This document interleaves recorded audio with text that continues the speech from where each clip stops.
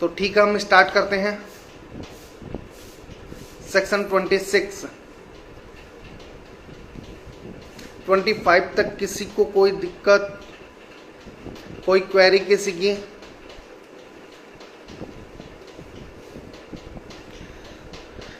तो देखिए 26 क्लियर करते हैं हम। 26 को क्या कहता है? 26 confession by accused while in custody of police not to be prove against him. Police की अभिरक्षा में होते हुए अभियुक्त द्वारा की गई संस्वीकृति का उसके विरुद्ध साबित न किया जाना। Okay. No confession made by any person whilst he in the custody of a police officer unless it be made in the immediate presence of a magistrate shall be proved as against such person। Police की अभिरक्षा में होते हुए, police custody में होते हुए अगर accused द्वारा कोई कन्फेशन की जाती है तो वह रेलेवेंट नहीं होती। सिर्फ इसका एक एक्सेप्शन है कि अगर वह मजिस्ट्रेट की प्रेजेंस में की जाती है, मजिस्ट्रेट की साक्षात उपस्थिति में की जाती है, तो ही वह रिलेवेंट होगी, यानी तभी प्रूव की जा सकती है, अदरवाइज नहीं। सिंपल लैंग्वेज में अगर हम इस सेक्शन को पढ़ें, हिंदी में एक बार और पढ़ देता हूँ। कोई भी संस्वीकृति जो किसी व्यक्ति ने उस समय की हो जब वह पुलिस ऑफिसर की कस्टडी अभिरक्षा में हो, ऐसे व्यक्ति के विरुद्ध साबित न की जाएगी जब तक कि वह मजिस्ट्रेट की साक्षात उपस्थिति में न की गई हो। सिंपल लैंग्वेज में है, किसी भी एक्यूज द्वारा अगर पुलिस कस्टडी में कन्फेशन की जाती है तो वह रिलेवेंट नहीं होगी, वह प्रूव नहीं की जाएगी। सिर्फ इसका एक एक्सेप्शन है कि अगर वह मजिस्ट्रेट की प्रेजेंस में की जाती है, मजिस्ट्रेट की साक्षात उपस्थिति में की जाती है, तो ही वह रेलेवेंट होगी, अदरवाइज नहीं। क्लियर यहां तक? अब आते हैं कि क्यों रिलेवेंट नहीं होती और क्या क्या किस किस टाइप में हमारे सामने प्रॉब्लम आती है क्वेश्चन में। देखो, मजिस्ट्रेट की साक्षात उपस्थिति का मतलब है कि मजिस्ट्रेट कन्फेशन रिकॉर्ड कर रहा हो, और मजिस्ट्रेट अगर कन्फेशन रिकॉर्ड करता है तो उसके कुछ प्रिंसिपल हैं, निश्चित सर्टेन प्रिंसिपल हैं, वे उसे फॉलो करने होते हैं। प्रिंसिपल नहीं कह सकते हम, टर्म्स कह सकते हैं। कुछ सर्टेन टर्म्स हैं जो मजिस्ट्रेट को फॉलो करनी होती हैं। पहली, उसे यह देखना होता है कि एक्यूज जो कन्फेशन मुझे कर रहा है वह किसी दबाव में तो नहीं कर रहा, वॉलेंट्री है या नहीं है, सबसे पहली चीज, यानी स्वैच्छिक है या नहीं। दूसरी, वह उसे बताएगा, एक्यूज को बताएगा कि वह कन्फेशन करने के लिए बाउंड नहीं है। और तीसरी चीज, उसे यह चेतावनी देगा कि अगर वह कन्फेशन करता है तो वह उसके विरुद्ध, एक्यूज के विरुद्ध साक्ष्य में काम में ली जाएगी। ये सभी टर्म्स मजिस्ट्रेट को फॉलो करनी होती हैं। अगर ये टर्म्स फॉलो नहीं की जाती मजिस्ट्रेट द्वारा तो, और फिर भी कन्फेशन रिकॉर्ड की जाती है, तो वह कन्फेशन भी प्रूव नहीं की जाएगी। ध्यान से सुन लो, अगर मजिस्ट्रेट द्वारा जो कंडीशन सीआरपीसी में दे रखी हैं वे फॉलो नहीं की जाती, यानी स्वैच्छिक का पता नहीं किया जाता, यानी वॉलेंटरी है या नहीं है। दूसरी, उसे चेतावनी नहीं दी जाती, उसे आगाह करना होता है कि अगर वह कन्फेशन करेगा तो वह उसके विरुद्ध एविडेंस के रूप में काम में ली जाएगी। तीसरी, वह उसे कहेगा कि वह कन्फेशन करने के लिए बाउंड नहीं है।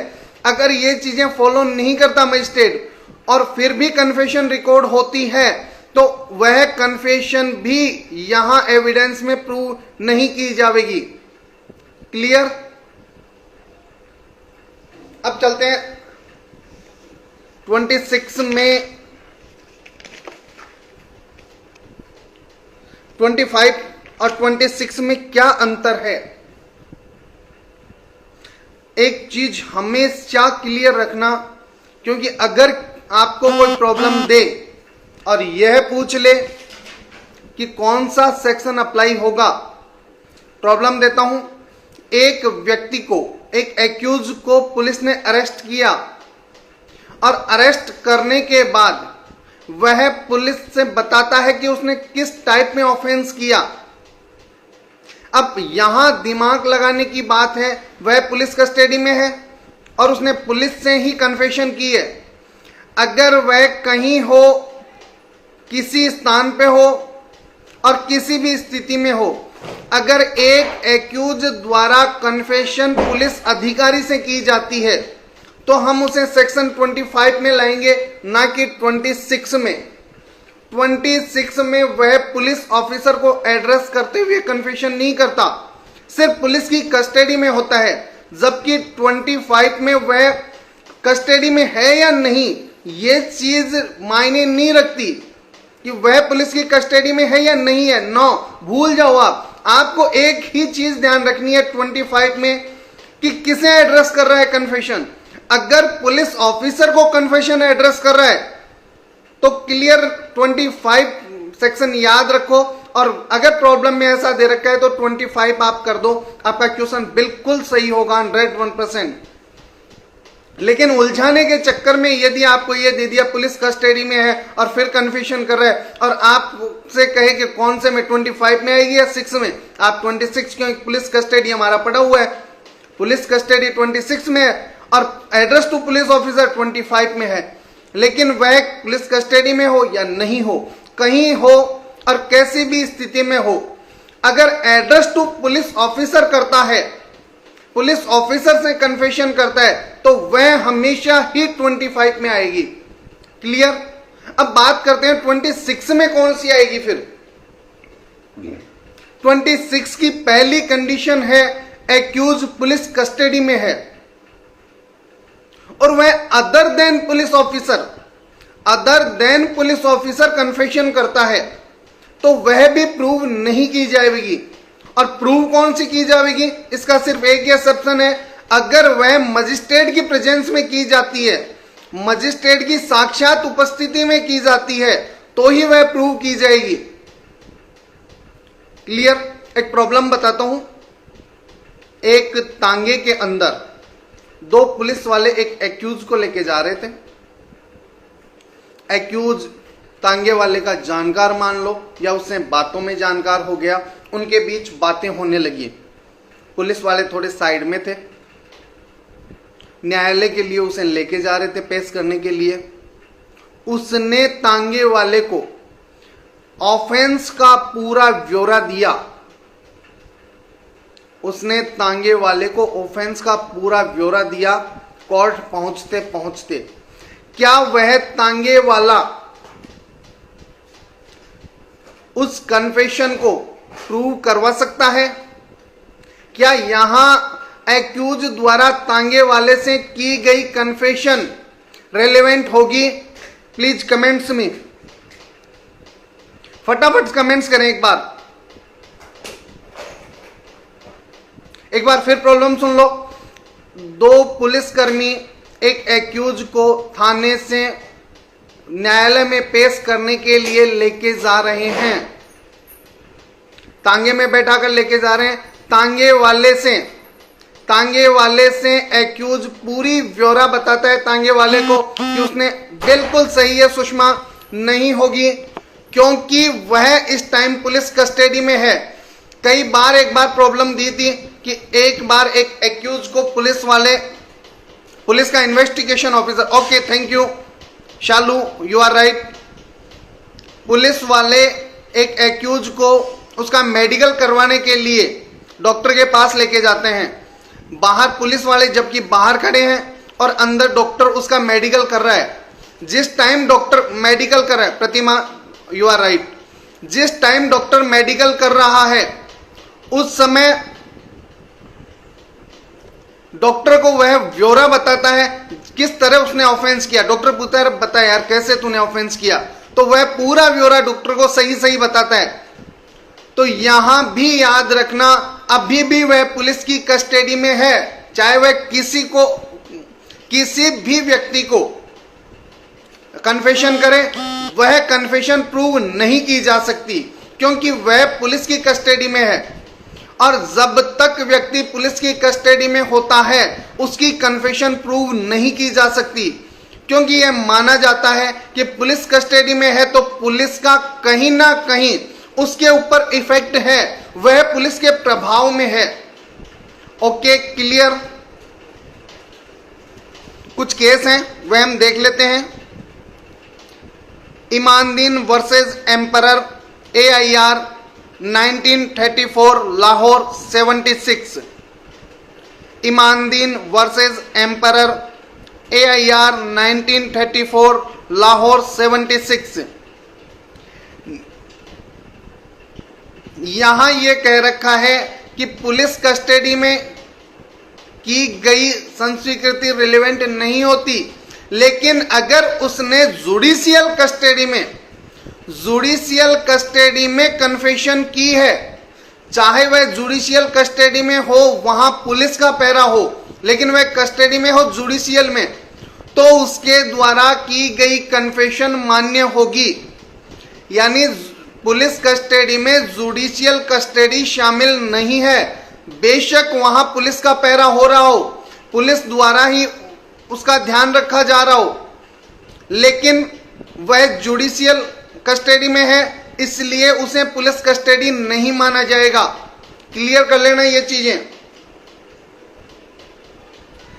कमिश्नर ऑफ पुलिस नई Delhi, commissioner of police new Delhi versus Nand Singh 2006 4 supreme court cases 265। धारा 25 और 26 विभिन्न क्षेत्रों में लागू होती हैं, यानी सेक्शन 25 और 26 जहां तक अपने क्षेत्र में लागू होते हैं वो पूरा क्षेत्र कवर करती हैं, किंतु अनुशासनात्मक और विभागीय कार्रवाइयों पे यानी डिपार्टमेंटल जो प्रोसीडिंग होती हैं उन पर यह लागू नहीं होती। सेक्शन 25 और 26 डिपार्टमेंटल प्रोसीडिंग पे लागू नहीं होती। एक वेरी वेरी इंपॉर्टेंट केस है, लीडिंग केस है और राजस्थान का ही केस है ये। शंकरिया उर्फ कनपटीमार, शंकरिया उर्फ Kanpatimar versus Rajasthan state AIR 1978 Supreme Court. Shankariya उर्फ Kanpatimar versus state of Rajasthan AIR 1978 Supreme Court. CRPC में कहीं भी यह विहित नहीं है कि कन्फेशन के लिए अभियुक्त को PC से निकालकर JC में रखा जाए। सुनना अच्छी तरह कि CRPC में ऐसा कोई प्रोविजन नहीं है कि कन्फेशन के लिए एक्यूज को PC से निकालकर JC में रखा जाए। अगर PC में रहते हुए कन्फेशन की जाती है और वह कन्फेशन साक्षात मजिस्ट्रेट की उपस्थिति में यानी प्रेजेंस इन मजिस्ट्रेट कन्फेशन ली जाती है तो वह रेलेवेंट होगी। बस मजिस्ट्रेट अपने आप को संतुष्ट करे कि वह स्वैच्छिक है, वॉलेंट्री है। क्लियर।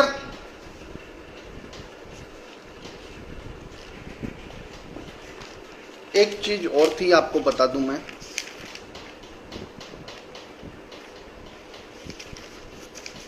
CRPC का मैंने क्लियर कर दिया है। किस तरह मजिस्ट्रेट कन्फेशन रिकॉर्ड करेगा वो भी नॉर्मली मैंने क्लियर कर दिया है आप लोगों को।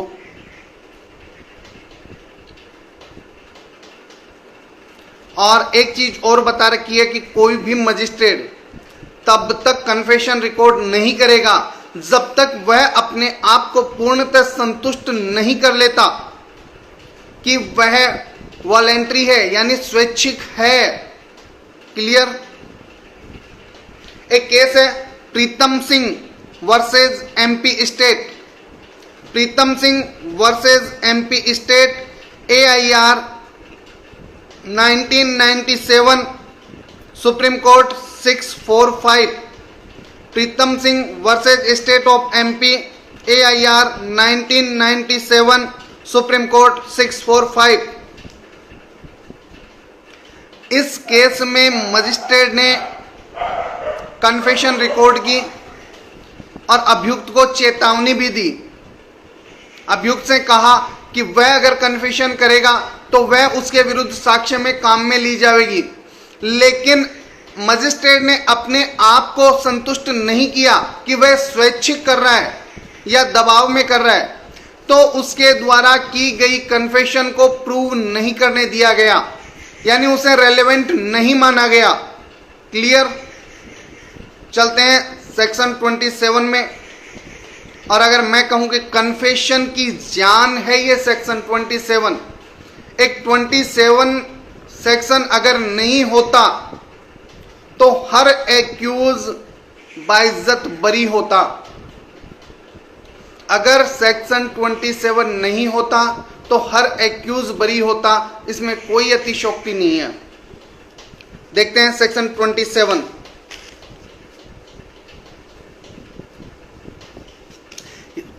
में कोई प्रॉब्लम, अगर किसी को भी कोई प्रॉब्लम हो तो मुझे कमेंट्स करके बता सकते हैं।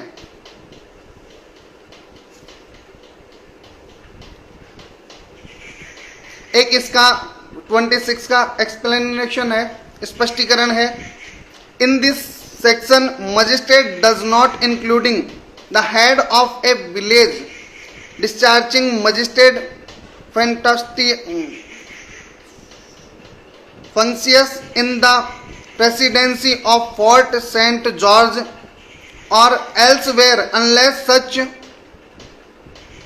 headman is a magistrate exercising to the power of magistrate under the Code of Criminal Proceeding 1882। लेकिन अब चल रहा है 1973।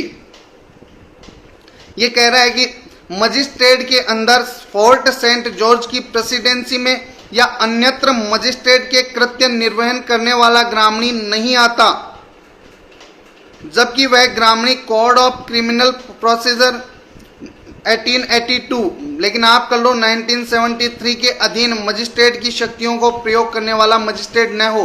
वैसे ही समझा देता हूं, यहां मजिस्ट्रेट उसी को माना जाएगा जो कोड ऑफ क्रिमिनल प्रोसीजर 1973 के अधीन दी गई शक्तियों के तहत मजिस्ट्रेट माना जाएगा। उसके अलावा किसी व्यक्ति को मजिस्ट्रेट नहीं माना जाएगा सेक्शन 26 के अकॉर्डिंग। क्लियर? चलते हैं 27 में।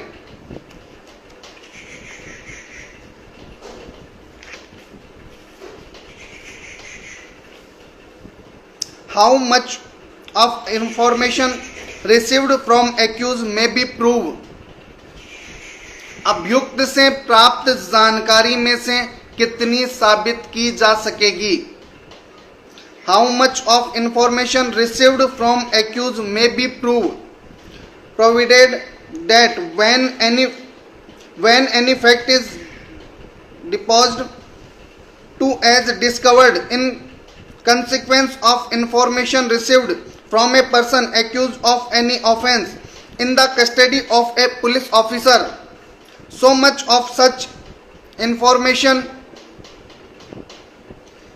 whether it amount to a confession or not, as relates distinctly to the fact thereby discovered may be proved। अभियुक्त से प्राप्त जानकारी में कितनी साबित की जा सकेगी, परंतु जब किसी तथ्य के बारे में यह अभिसाक्ष्य दिया जाता है कि किसी अपराध के अभियुक्त व्यक्ति से जो पुलिस ऑफिसर की अभिरक्षा में हो, अंडरलाइन कर लेना, कस्टडी ऑफ पुलिस ऑफिसर,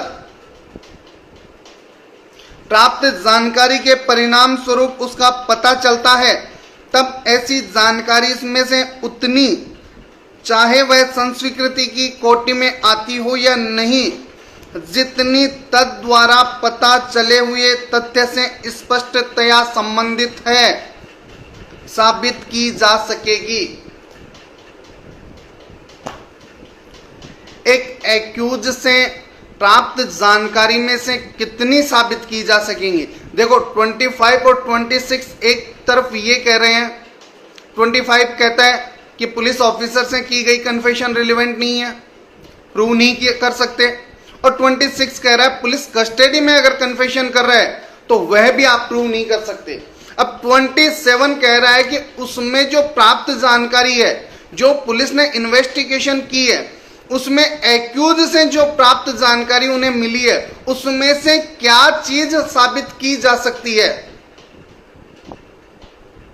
बहुत इंपॉर्टेंट सेक्शन है, बहुत क्लियर तरीके से इसको आपको देखना होगा, और एक बार समझ में आ गया तो कहीं कोई दिक्कत नहीं आएगी कि अभियुक्त से प्राप्त जानकारी से कितनी साबित की जा सकेगी।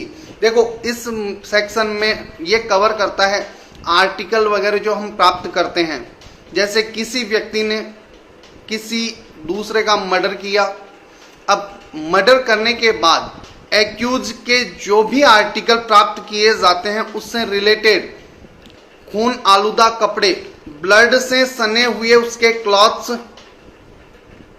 दूसरा जो उसने वेपन काम में लिया है वह वेपन, ये चीजें साबित कहां करते, इसलिए सेक्शन 27 लाया गया है, जिससे ये हो कंफर्म कर सके कोर्ट। और पुलिस के अलावा कोई भी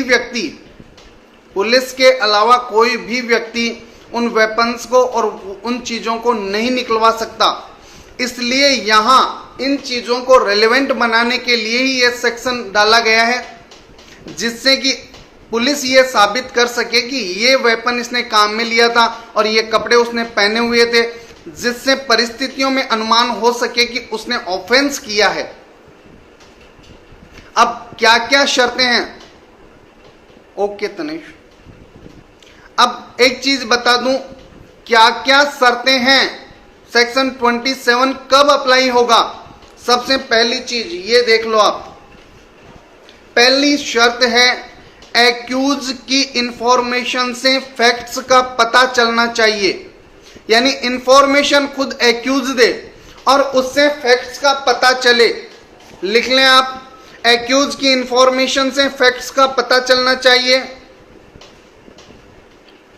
हिंदी वाले भी लिख लें, अभियुक्त से प्राप्त जानकारी के परिणाम स्वरूप तथ्य का पता चलना चाहिए। दूसरा है इंफॉर्मेशन देने वाला व्यक्ति उसी ऑफेंस का एक्यूज हो। इंफॉर्मेशन देने वाला व्यक्ति एक्यूज हो।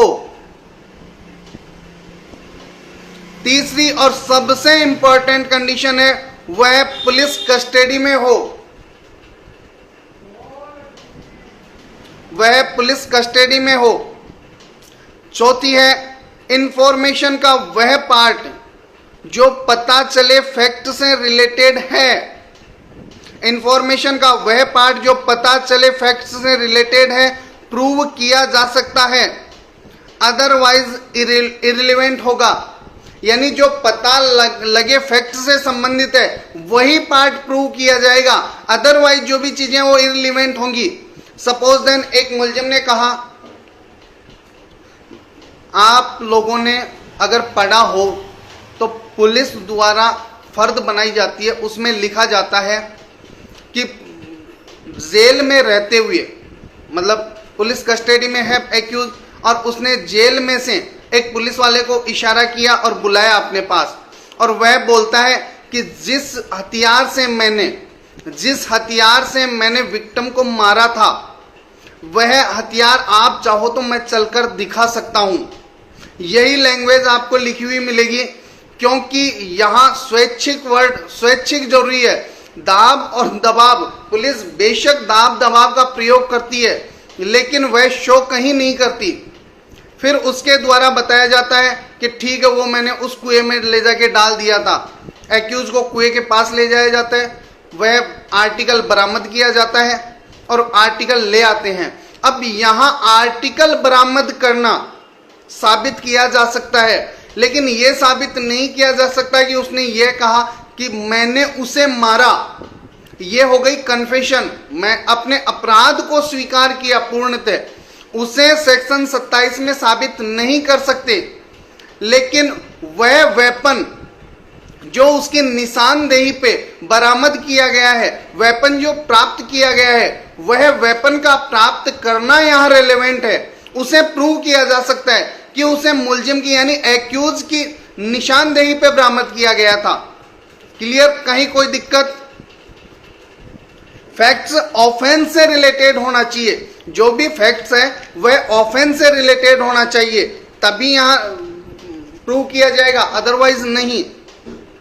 और लास्ट और वेरी इंपॉर्टेंट है, डिस्कवर फैक्ट्स के प्रूव होने से पहले, यानी डिस्कवर जो फैक्ट है उसके प्रूव होने से पहले कोई व्यक्ति यह डिस्पोज दे, यानी यह बयान दे कि एक्यूज से प्राप्त इंफॉर्मेशन के आधार पर ही आर्टिकल डिस्कवर किया गया था, यानी जो प्राप्त आर्टिकल है उसको प्रूव करने से पहले किसी व्यक्ति को यह बयान देना होगा कि वह अभियुक्त के निशानदेही पर ही बरामद किया गया था।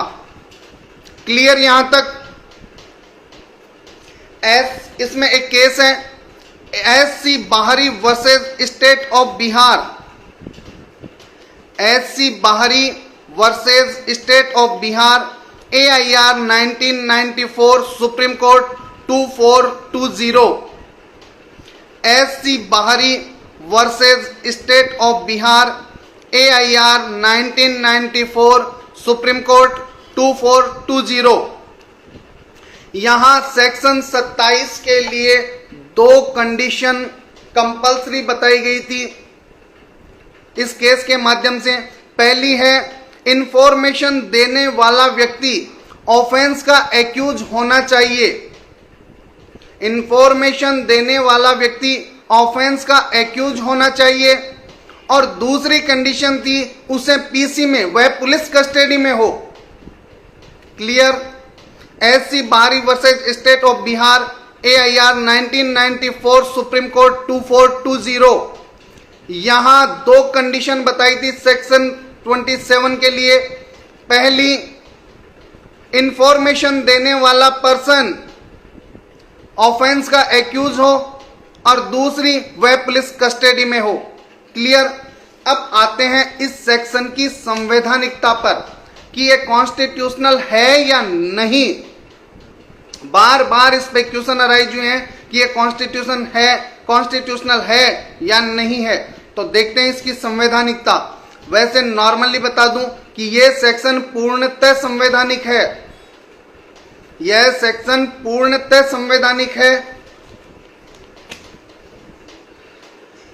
दूसरी, स्वैच्छिक ब्रेन मैपिंग और नार्को टेस्ट,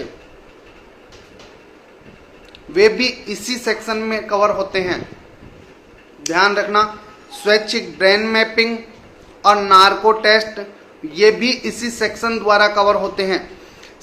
एक केस है, लिख लें, स्टेट वर्सेज काशी काथी कालू। केस लिख लें, स्टेट वर्सेज काशी काथी Kalu, AIR 1961, supreme court 1808। Kashi काथी कालू, AIR 1961, सुप्रीम कोर्ट 1808।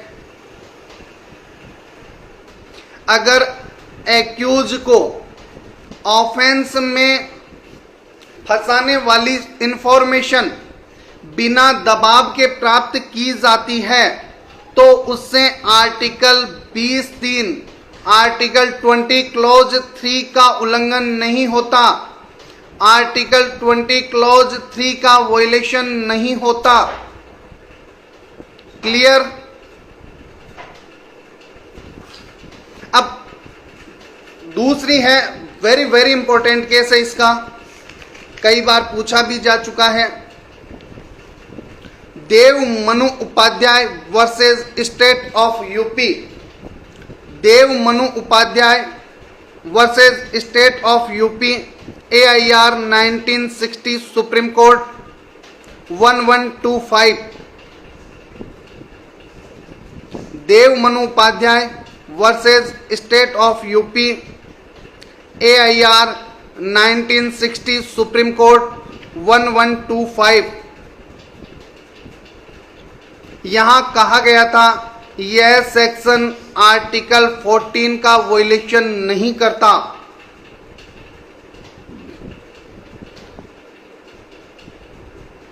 यहां दो चीजें मैंने बताई हैं और बिहार की एग्जाम में सीधी प्रॉब्लम देके ये पूछा था कि कौन से केस के माध्यम से ये कहा गया था कि वह आर्टिकल 20(3) का उल्लंघन नहीं करती है।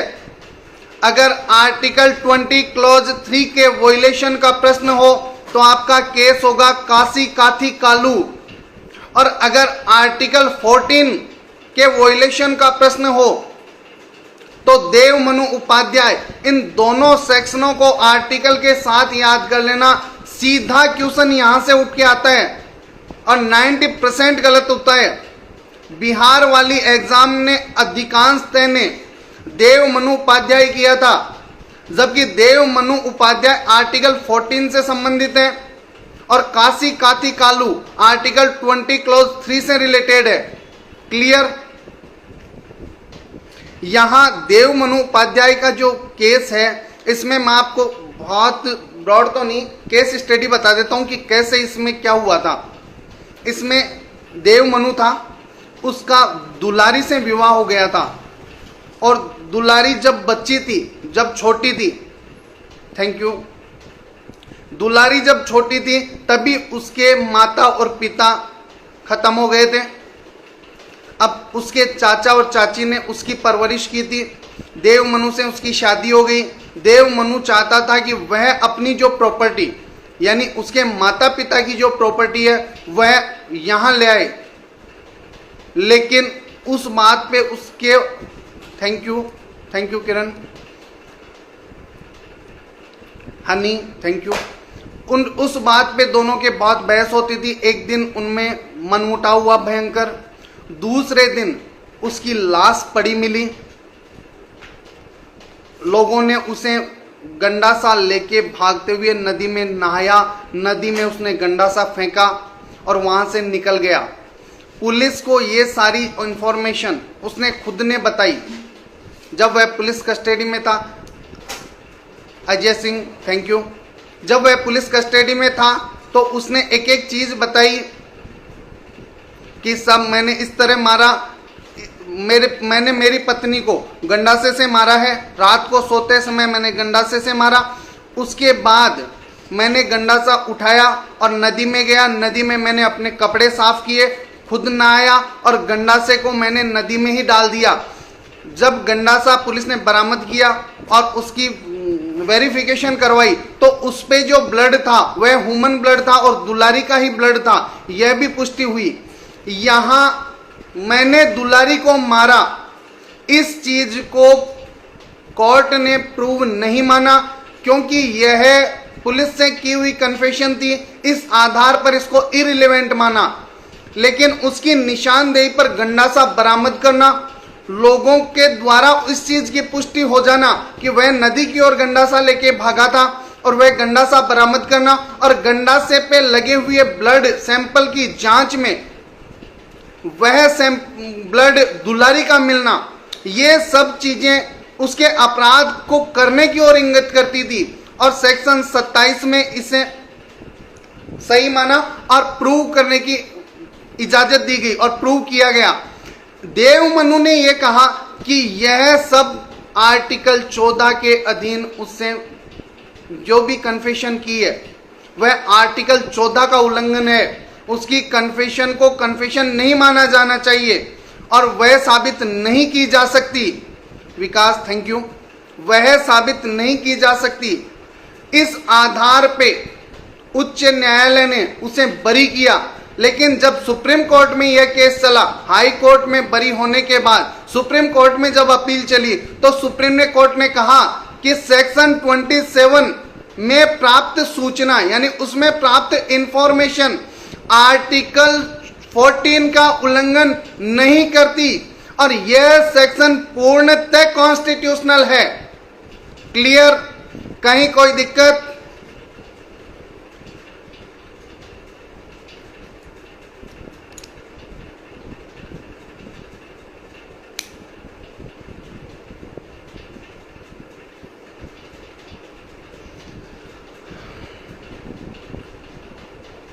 सॉरी, यहाँ जो बता दूं, यहाँ जो उसने मर्डर किया था वह उसकी चचेरी बहन सुखदोई का किया था। सुखदोई ने ही उसे पाला था और वह प्रॉपर्टी के चक्कर में कि सुखदोई को प्रॉपर्टी नहीं जाए इसलिए उसकी कजिन सुखदेई थी उसे मारा था। Okay, clear. बाकी सारी चीजें वही हैं, आपको ये याद रखना है, उसने दुलारी को नहीं बल्कि सुखदेई को मारा था।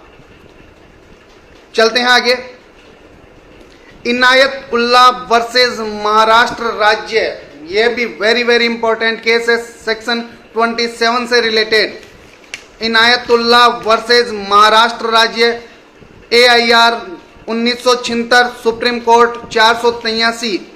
Inayatullah versus state of Maharashtra, AIR 1976, Supreme Court 483। इस वाद के माध्यम से कहा गया, अब तक जो लोग मानते थे वह मानते थे कि सेक्शन 27, 24, 25 और 26 का एक्सेप्शन है, लेकिन इस केस के माध्यम से कहा कि ये इनका एक्सेप्शन नहीं है बल्कि प्रोविजो है, परंतुक है। क्लियर कर लेना, ये क्वेश्चन भी कई बार एग्जाम में आ चुका है कि सेक्शन 27, 25, 24, 25 और 26 का अपवाद नहीं बल्कि परंतुक है, एक्सेप्शन नहीं बल्कि प्रोविजो है। ये किस केस के माध्यम से कहा गया था? ये कहा गया था Inayat Ullah versus state of Maharashtra, AIR 1976, Supreme Court 483। अब इस साक्ष्य की एविडेंस वैल्यू क्या है? इस साक्ष्य की एविडेंस वैल्यू क्या है? यह सपोर्टिंग है या सबस्टेंटिव? तो केस है दिनकर बंधु वर्सेस स्टेट, दिनकर बंधु versus state 73 Bombay LR 435। Dinkar बंधु वर्सेस स्टेट 73 बॉम्बे LR 435। पता चलने का साक्ष्य यानी डिस्कवरी का एविडेंस सब मौलिक साक्ष्य नहीं बल्कि संपोषक साक्ष्य है। यह सपोर्टिंग नेचर का एविडेंस है, ना कि सबस्टेंटिव। क्लियर? अब इसको प्रूव कैसे किया जाता है? हालांकि यह चीज बहुत कम समझाई जाती है, फिर भी आप सभी को समझा देता हूं कि इसे प्रूव कैसे करेंगे। सेक्शन 27 में जो साक्ष्य चलता है उसे प्रूव करने की जो रीति है, manner of proving the information leading to discovery, पता चले साक्ष्य की सूचना से पता चले साक्ष्य को साबित कैसे किया जाएगा। सबसे पहला, discovery of a fact to be deposed to, discovery of a fact to be deposed to, तथ्य का पता चलने का अभी साक्ष्य दिया जाएगा। दूसरा, the whole statement should be before court, यानी संपूर्ण बयान न्यायालय के समक्ष होना चाहिए। और तीसरी चीज है recovery memo generally exhibited, recovery memo generally exhibited, फर्द बरामदगी आमतौर से प्रदर्श किया जाना चाहिए। प्रदर्श डाले जाते हैं न्यायालय में, एग्जिबिट किए जाते हैं, तो वह फर्द बरामदगी, मैंने आपको बताया था फर्द बनाई जाती है, जो मेमो बनाई जाती है रिकवरी मेमो, वह एग्जिबिट होनी चाहिए। क्लियर? ये कुछ एक्स्ट्रा में बताया, बाकी यहाँ नीड नहीं थी, लेकिन फिर भी प्रोसीडिंग का हिस्सा है तो मैंने आप लोगों को समझा दिया। सेक्शन 27 मेरी तरफ से क्लियर है। अगर कहीं किसी को कोई डाउट हो तो क्लियर कर सकता है। कैसा रहा आज का सेशन बता सकते हैं।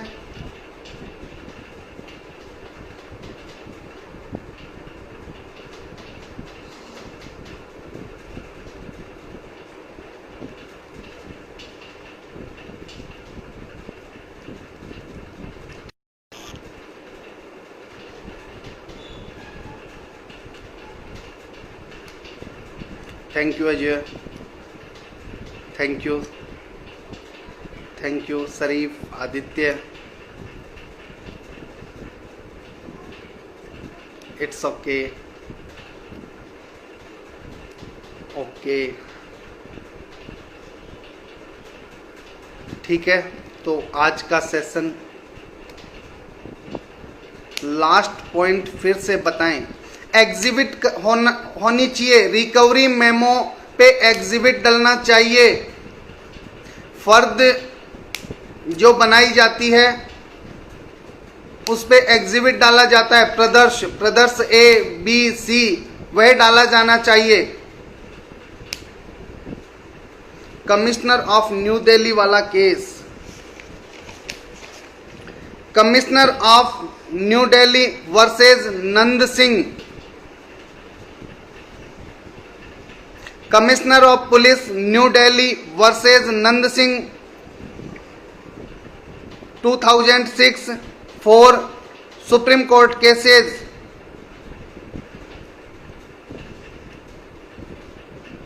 यह सेक्शन 27 ही बता रहा था, अब सेक्शन 27 में क्या समझ नहीं आया ये बता दें आप मुझे। मैं सेक्शन 27 ही बता रहा था, इसमें क्या समझ में नहीं आया आप मुझे बता दें।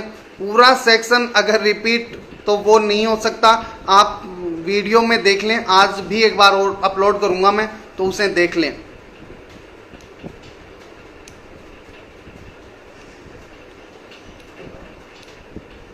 सेक्शन 27 मैंने क्लियर कर दिया है, जिसका क्लियर नहीं हुआ अगर कोई प्रॉब्लम है तो मुझे कमेंट्स करें, अदरवाइज अगर पूरा दोबारा सुनना है, पूरा दोबारा समझना है तो आप वीडियो देख सकते हैं। Okay, it's okay. तो कल हम क्लियर करेंगे 28, 29 और 30। कल कन्फेशन शायद मेरे हिसाब से कंप्लीट हो जाएगी। ओके, आप वीडियो देख लें।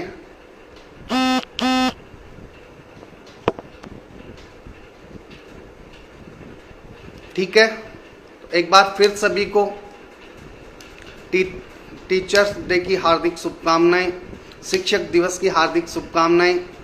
Thank you. जय हिंद, जय भारत।